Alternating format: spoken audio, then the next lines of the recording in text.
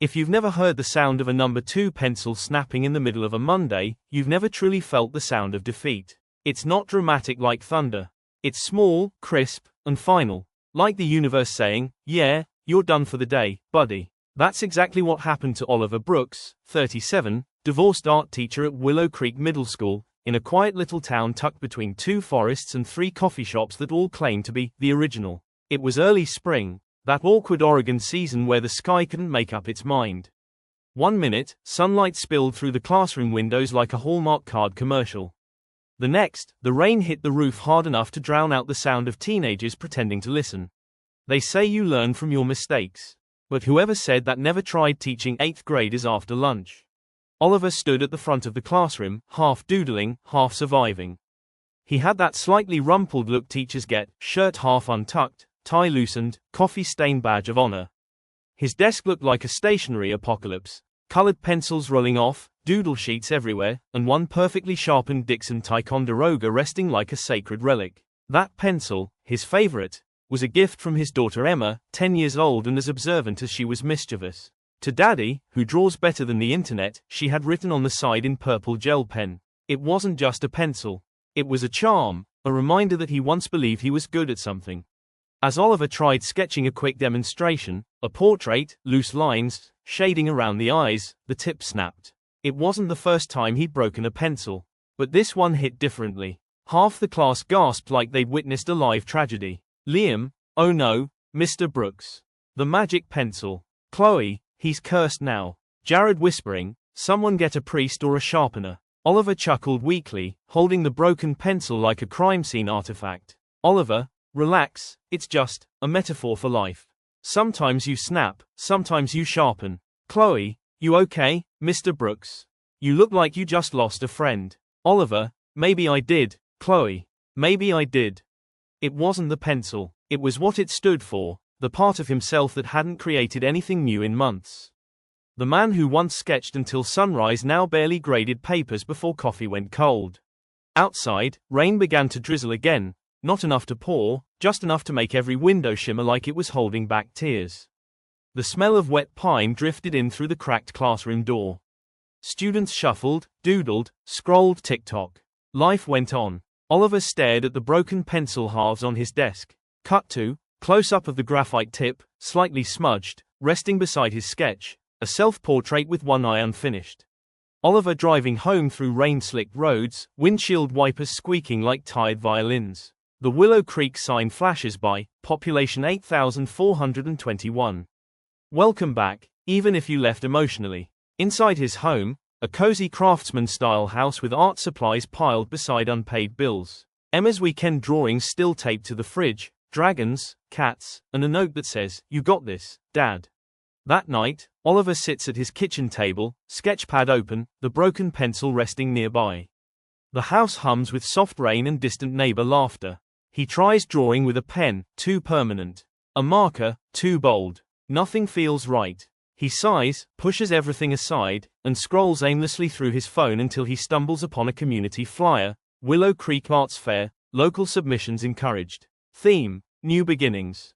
Deadline, 1 week. He laughs dryly. New beginnings. Oliver to himself, yeah, right. I can't even find a sharpener. They say rock bottom builds character. But in small-town Oregon, rock bottom just builds another opportunity for people to ask if you're doing okay. The next morning, Oliver stops by Sharpen's, the local stationery store, run by Earl and Patty Jenkins, a retired couple whose entire relationship revolves around paper products and unsolicited life advice. A tiny bell jingles as he enters.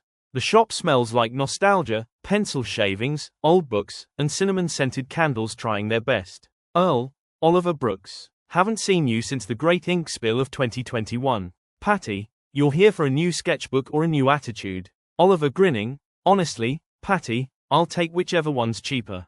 He places the broken pencil on the counter. Oliver, can this be saved? Earl examining it. Son, every pencil's got more point left in it if you're willing to keep turning. Oliver, that's either deep, or about to be on a Hallmark mug. Patty, both, dear. They hand him an old-fashioned metal sharpener. The crank kind, the kind teachers used before electric ones made everything soulless. As he turns the handle, the sound fills the quiet shop. It's rhythmic, familiar, wood curls away, the point reforms not the same as before, but sharper. There you go. Sometimes all you need's a little pressure to find your edge again. Sometimes the world doesn't hand you wisdom. It gives you Earl and Patty with a $2 sharpener and a reminder that dull doesn't mean done. Oliver walks out into the street, rain gone, sunlight flickering through clouds. People bustle by, baristas arguing about oat milk, teenagers filming dances on the sidewalk, a dog dragging its owner toward a food truck. Life moves. The world sharpens itself every day. He looks down at his freshly pointed pencil and smirks. Later that evening, in his classroom after hours, Oliver picks up his sketchbook again. The lights are soft, the hallway's quiet. He starts drawing, slow at first, then freer. A self-portrait again, but this time smiling. Maybe the pencil breaks to remind you it's still got more to give. You just have to pick it up, dust off the shavings, and start again. They say every great comeback starts small, a spark, a smile, or in this case, a slightly over-sharpened number 2 pencil. In Willow Creek, Oregon, word travels fast. You can't sneeze without someone 3 blocks over recommending herbal tea for it.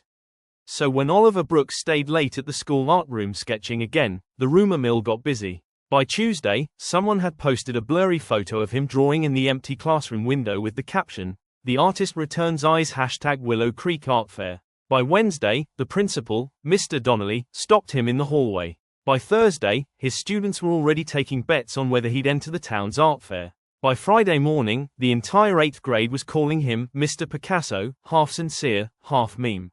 Small towns don't need news networks. They have teenagers with Wi-Fi.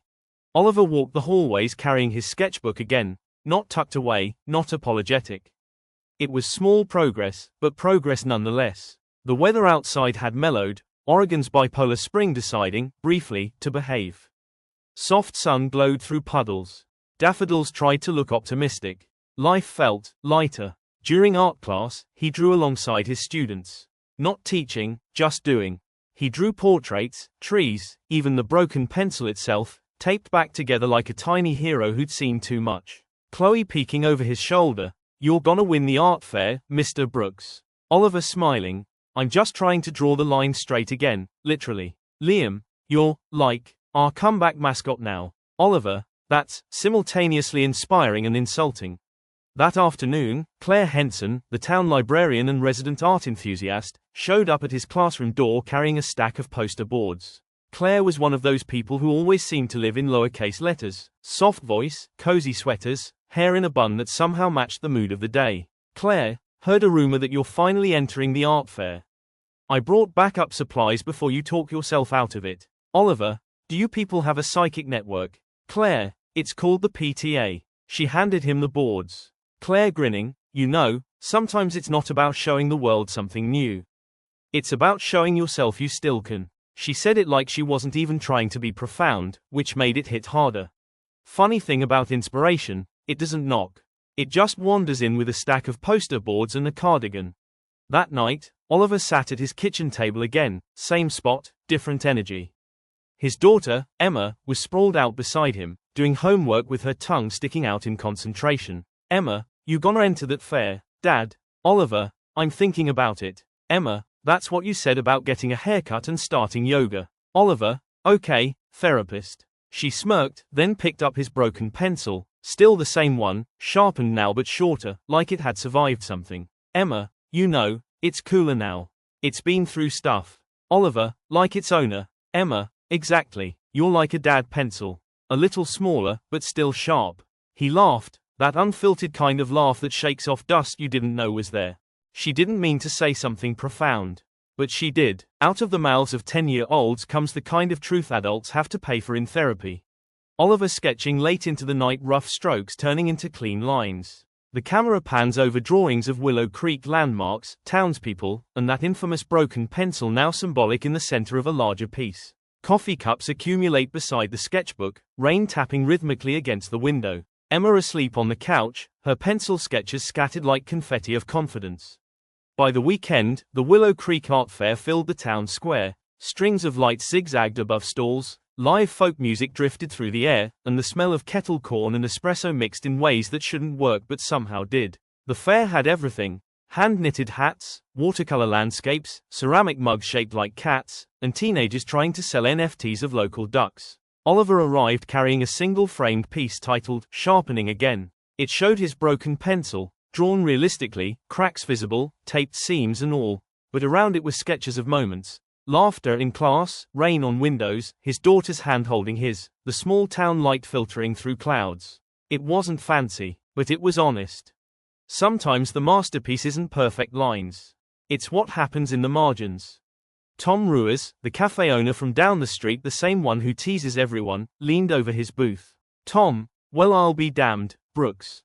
You turned stationery trauma into art. Oliver, hey, we all process things differently. You sell emotional healing through caffeine. Tom, touche. Mrs. Jenkins from Sharpen's waddled up, squinting at the drawing. Patty, told you that pencil still had life. You just had to keep turning. Earl, you gonna autograph our sharpener for the Hall of Fame. Oliver, I'll settle for free shavings for life. As evening settled, warm golden light fell across the town square. A soft cheer rose near the judge's booth, not for him, but for a teenage girl who'd sculpted a life-sized frog from recycled soda cans. Oliver didn't win, he didn't even place. And for the first time, he didn't care. He stood beside his art, smiling, coffee in hand, his daughter tugging at his sleeve. Emma, you didn't win, huh? Oliver, nope. Emma, you still look happy. Oliver, maybe that's what winning actually looks like. Turns out, some things don't need trophies. They just need a reason to keep drawing. Later that night, the fair slowly winds down. Lanterns flicker, the last bits of laughter fade into the crisp air. Oliver packs up his drawing, places it gently in the backseat beside the pencil, still resting in his cup holder. He drives through Willow Creek, the small town glowing under streetlights, reflections dancing in puddles, life quietly carrying on. As he stops at a red light, he glances at the pencil again. The point glimmers faintly under dashboard light. He smiles. Here's the thing about breaking, it doesn't mean you're useless. It means you've been used. It means you've tried. And when life feels dull, all it's asking is that you turn the crank again. Because maybe, just maybe, the sharpest version of you hasn't even been drawn yet. Like and subscribe if you want daily dose of happiness and motivation.